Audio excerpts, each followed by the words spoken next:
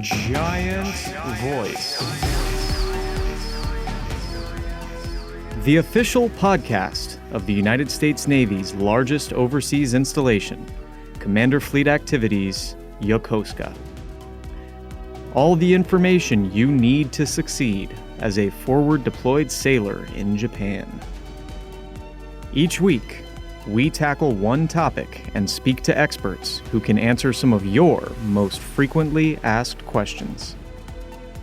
This is the Giant Voice Podcast.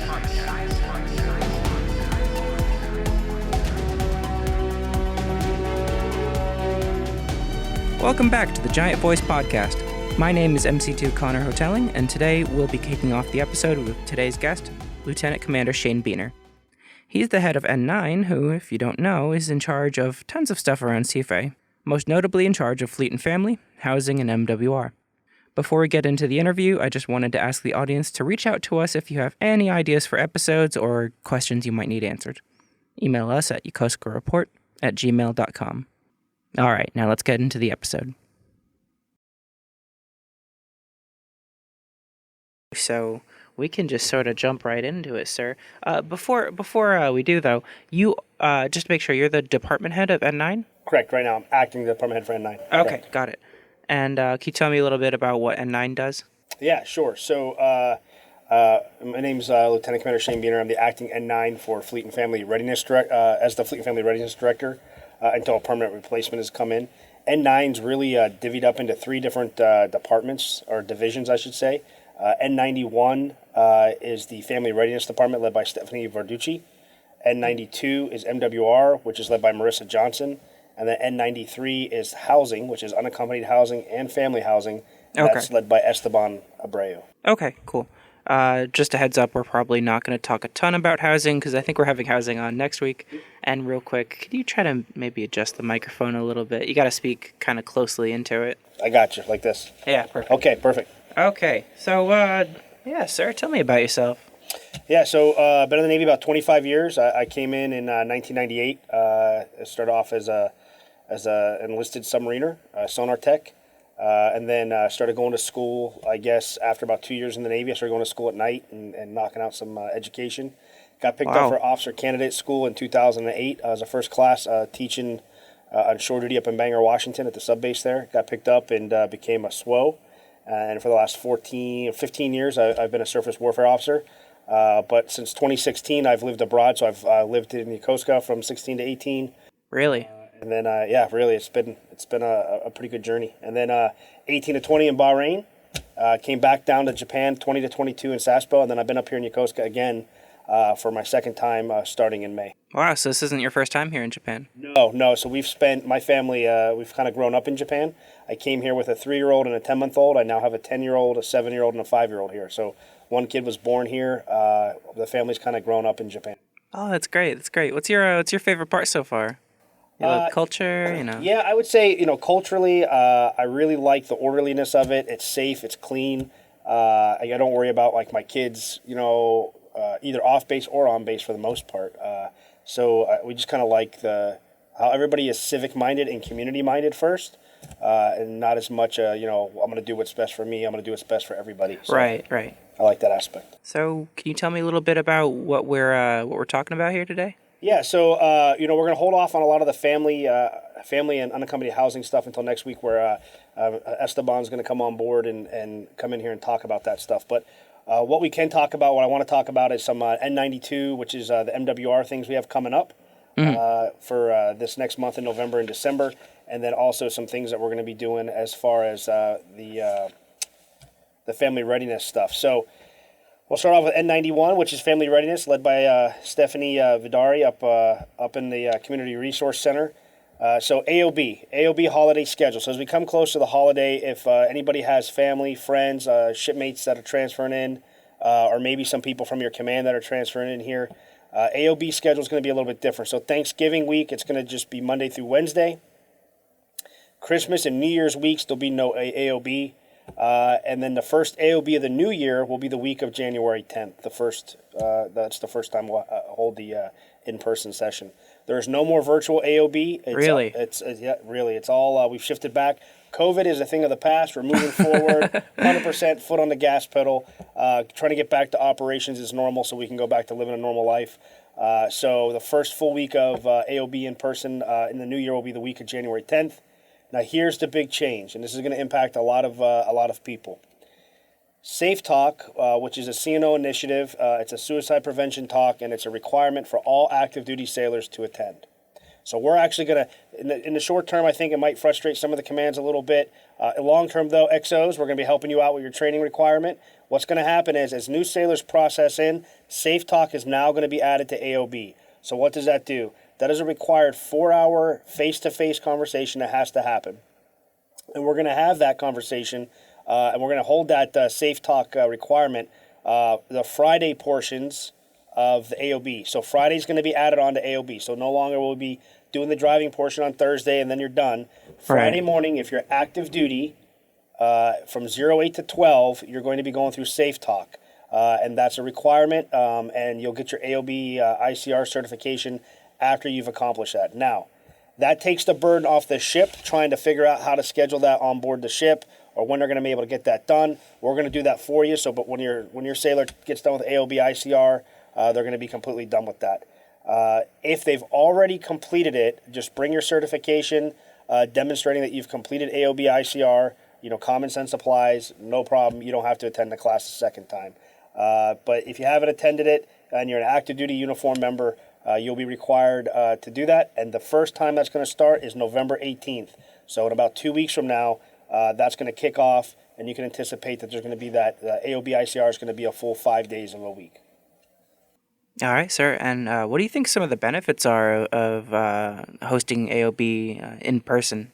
Yeah, so I think a lot of times you'll get more questions when it's in person, and I think people obviously pay more attention. I've been through AOB 3 times. I've done it once in person, twice virtually. Let me tell you, my attention span is much better when I'm in person.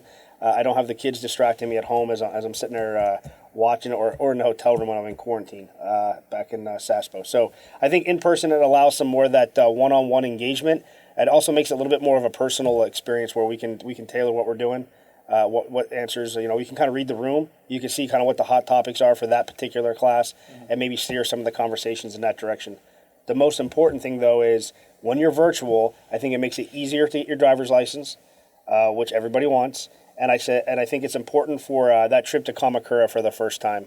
Here we, of course, will do a trip to Kamakura, and we'll teach you how to use the train station, how to get on a train, how to read the platforms, how to get out to where you're trying to go. So I think that's the benefits of doing that personal. That sounds great. My first week here was a bit of a nightmare. I was doing AOB and I didn't know what AOB was, right? And it was virtual, and it was hard to kind of understand a lot of the stuff they're talking about. So having some hands-on experience, I think that's probably a lot better, right? Yeah, absolutely. And once you get off the base and you get comfortable reading the train platforms and figuring out how to navigate that system, it kind of opens up Japan for you. And again, people that come to Japan and they say, hey, and they leave and they say, I had a miserable experience. I don't know where you went, but you could be miserable in paradise and you could be happy in hell. It's all what your perspective is. And I think if you take the opportunity to get out, engage the local community, do a little bit of travel here in Japan when you get the opportunity, you're going to find that it's a great place to be. That kind of leads me into my the next question I had. So a large majority of our listeners, I'm going to assume they're military spouses. They're in a country they've never been in. They're seeing a lot of things that they don't know about. What do you think are some ways that they can start to meaningfully occupy their time while they're here? Yeah, so Fleet Family Service Center, if you haven't looked into the courses they have, and that's at the Community Recreation Center. It's right across from the commissary. You can go up to the 3rd floor, and they have an office there. Or you can go on they have a Facebook page, Fleet Family Service Center Yokosuka. They offer a multitude of classes. It's classes on how to speak basic Japanese, basic greetings. There's advanced. There's cooking classes. There's cultural immersion classes. we now offer ICR, which is the cultural aspect of AOB, to teens and young children. That's online. So that aspect is online, so you don't have to bring your kids in. They can watch it from home. All those things are gonna allow you to appreciate the culture a little bit more. But I would say the most important thing, like when I first arrived here, I remember arriving with my family, right? So it's me and my wife.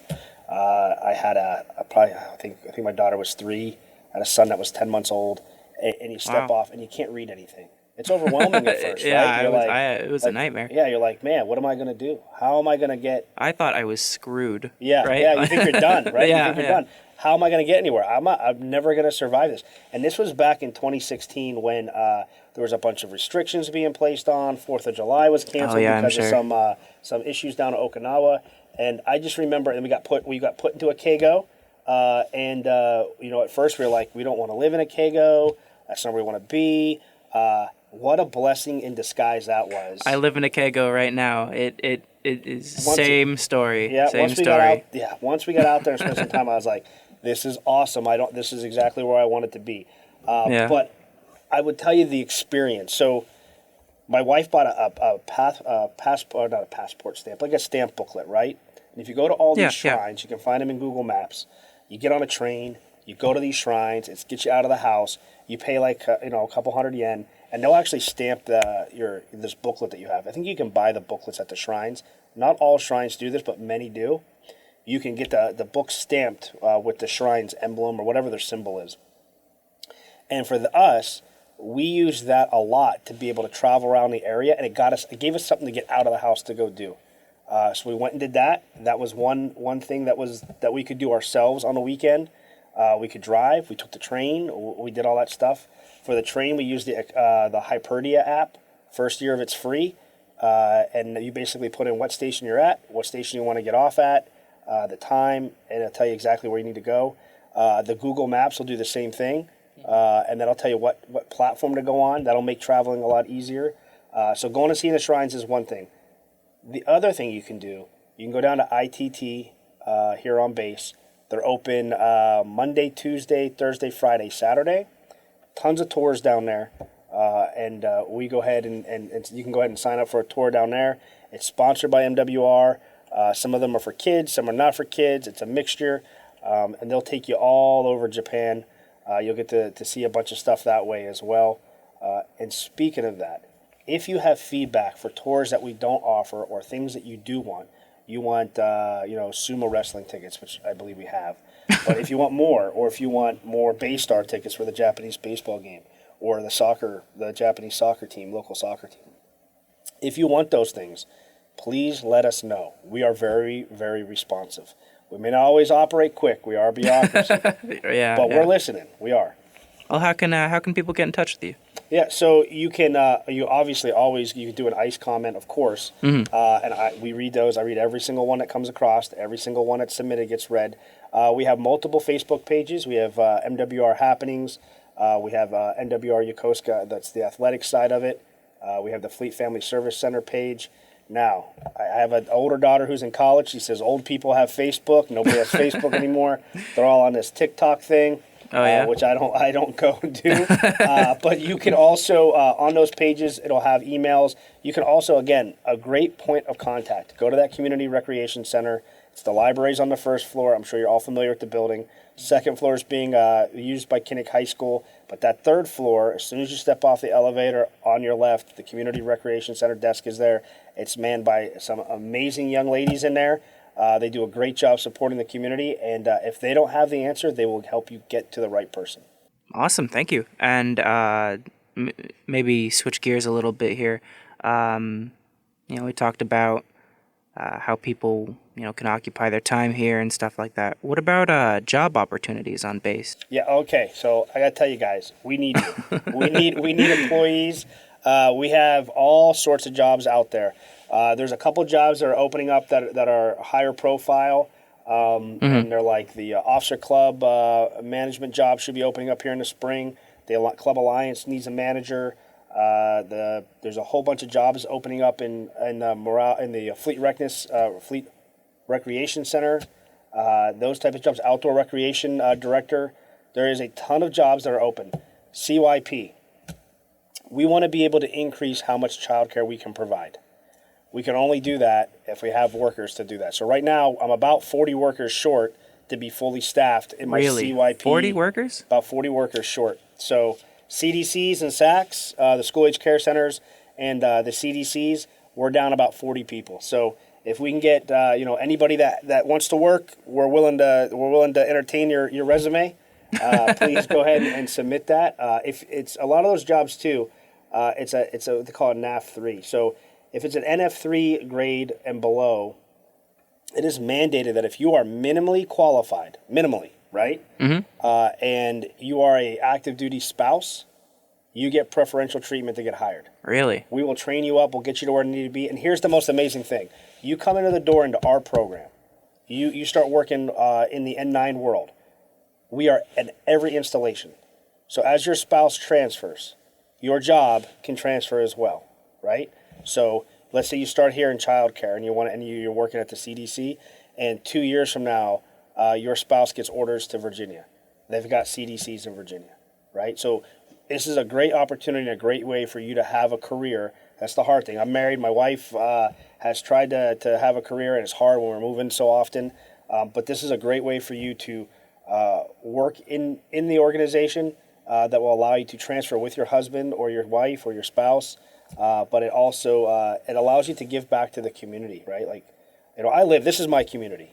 This is my hometown, right? This is where my kids are growing up. This is their hometown. They don't know anything else. Yeah. Absolutely love it here. We do the sports here. We do the youth sports. We do jiu-jitsu. We do have cheer. We do flag football. They do all the other activities that the Community Resource Center offers. All of those things are only made possible by those within the community that are working to help make those things possible. So we're always looking to hire people. We can use you. The community can use you. We appreciate the effort you put in. So if you've got the time, you're looking for a career, we're hiring. Come down and see us. Okay. And for anyone who might be struggling with the hiring process, got to ask, is there any resources on base that can help with this job hunting process? Yeah, I keep referencing that Community Resource Center. So they offer classes to get hired down there at the CRC, third floor. They have classes on how to write your resume, how to write a government resume for the USA Jobs website. It can be a little bit daunting, I know. That's a great place to go touch base. And just go, if you're interested, if you see a job, let's say you see a job at Outdoor Rec, right? Rec director, and you're like, man, I want to go work at Outdoor Rec. Walk in there and ask, hey, how do I get a hold of somebody, right? So maybe you want to go in there and check out, hey, maybe this is a place you want to work. You want to check out the environment first. I mean, that's what I would do, right? I go loop around a little bit, right? Hey, do people look happy here? And they'll look happy. It's Outdoor Rec. Who doesn't love renting out kayaks and jump houses, right? Mm-hmm. But yeah, so I would say go talk to the desk or the area that you want to work at. Approach any NWR employee, right? Will help you get you the right direction. But most importantly, I would go back down to that Community Resource Center there. And all these jobs are advertised on usajobs.gov, or there used to be on the Navy, the Yokosuka MWR website. If you click on that, if you go to our website, there's a link that will take you to NWR jobs. But they should all be advertised there. It'll walk you through the process on how to apply. Okay, thank you. And last topic, I heard that there is a new teen center. You want to talk a little bit about that, sir? So let me tell you, this is a hidden gem. As I shifted over, I'm a swell and I've been doing operations, right? So I was in port ops. I got shifted over to the N9 job. And then I was like, well, what is all involved with N9, right? And I start looking around. There is so much stuff happening on this base that I had no idea. If you're bored, people, if you're bored out there, you're not looking hard enough. There is all kind of stuff happening here. There is something for everybody. We have a wood shop. We have a pottery shop, right? We have an auto shop. We offer math classes, piano lessons. There's jiu-jitsu. There's judo, right? So there's all kind of Japanese language classes, cultural immersion. So there's all kind of stuff there. One of the hidden gems is that teen center. Doesn't look like much from the outside sometimes over there by Purdy Gym across from the chapel. But I've been in there, I think, 2 or 3 times in the last couple weeks. I wish, if that was around when I was a teenager, I would have been in a hell of a lot less trouble with my parents. What a great opportunity. They have TVs in there, Xboxes, video games, books, activities for kids to do.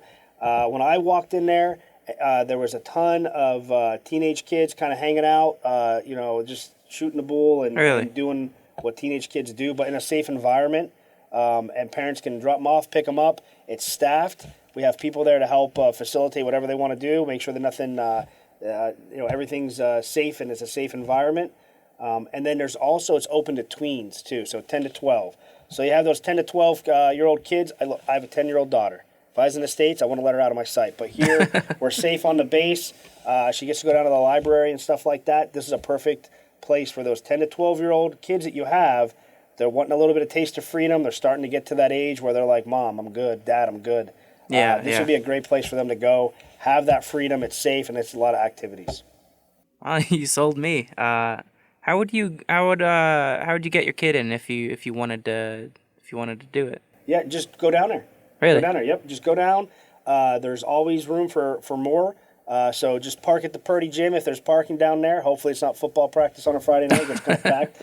But you can park, at the commissary parking lot. Walk into the teen center. They've got some great people down there, and they'll get them set up and get them situated, and then you can come down and pick up your kid whenever you want to, before it closes. Oh, all right. Okay. Well, hey, thank you so much for showing up today, and is there anything else you'd like to say? I mean, first time on a podcast? Yeah, this is my first time. I watch a lot of podcasts. They're, the topics are probably not suitable for here. We have Joe Rogan and Jocko there. But hey, honestly, this is a great community. I love being here. My family loves being in Japan. I genuinely care about the community. I care about the services that we're offering. So if you have suggestions, you have any ideas, you have something you want me to address, just please reach out. You can reach me at shane.beaner@fe.navy.mil. Reach out to me. I'll look into it. I'll see what we can do. It may not be the answer you want, but I'll move heaven and earth to try to get to a yes on whatever activity or event that the community wants. Awesome. Thank you, sir. And that's all I got for now. But do you want to include your Flank Speed email instead? Yeah. Because we're going to be shifted moving over to Flank Speed. That's a good point. It's been kicking my butt here the last week. Me too. Yeah. So my Flank Speed email is shane.r.beaner.mil@us.navy.mil. All right. So yeah, it's a huge one. So, but if you could track me down, hey, I'm in the CRC building, second floor, with all the high school kids there. I'm tucked back in the corner. You'll see the door. It's room 224, labeled up. It says N9. If the light's on, we're in there. We're doing business. Me and a guy named Mr. Baker, who's over here helping us right now. And I call him the Godfather. You should meet this guy. He's amazing. But come by, say hi. If you see me walking around, my last name, again, is Beaner, Beener. Flag me down. Come up and talk to me. I'm interested in what you have to say. All right. Thank you. All right. Thank you. The Giant Voice podcast is a production of Commander Fleet Activities Yokosuka Public Affairs Office. The views expressed in this podcast do not necessarily reflect the policy of the Department of the Navy or the Department of Defense. Thanks for listening.